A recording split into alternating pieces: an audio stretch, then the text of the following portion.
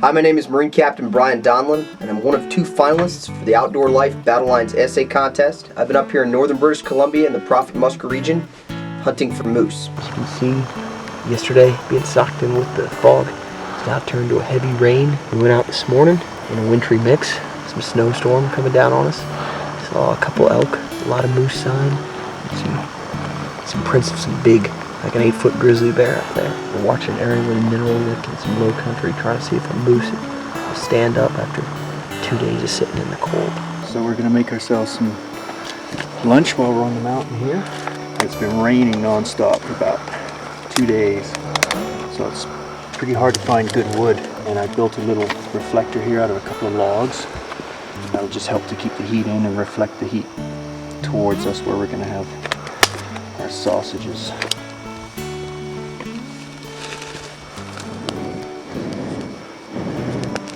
I'm just going to keep adding some bigger wood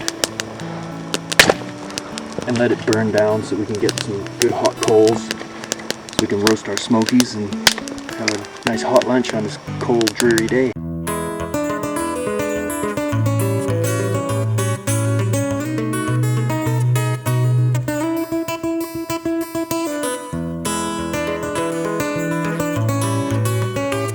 We've been sitting here glassing for a couple hours now at least. I mean, we've covered every square inch of the mountains around us, it seems, and all of a sudden this cow stood up. She's probably about 500-600 yards away from us. We had no idea that she was there. It's amazing in this cover. I mean, it seems like it's pretty open over there, but at the same time, she stood up and was the first that we'd ever seen of her. Okay, so this is a good example of the kind of sign I look for when I'm hunting moose or elk. And what you can see with this bush is a real clear browse line, because we're on a slope. The moose would be on the uphill side, and you can tell where he's browsed these branches because there's a lot of short new growth.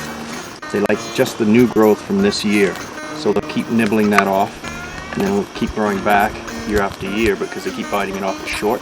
But then you'll notice behind where they couldn't reach, it's gotten really tall and long. So then what they do is they'll reach up and they'll break those long ones right off, pull it down so they can reach it, and then we bite off the leaves, just the new growth. So when I see these long ones bent down like that and broken off, and they'll actually grab it with their mouth and twist it and break it down, then I know there's been moose feeding here pretty recently. That's a good sign. Today the weather finally broke. Yesterday we were going through a wintry mix of sleet and snow. This morning we had a little bit of sleet, but then this beautiful weather you can see behind me blew in. We glassed an area we glassed before and really got an appreciation for how well the moose can hide.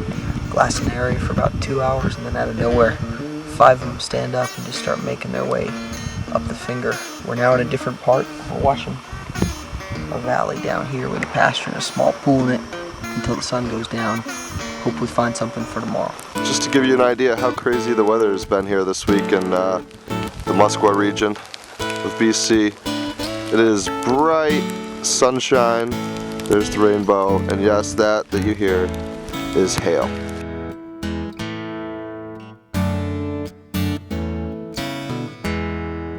Yes, taking pictures of a rainbow. Who's got a problem with it?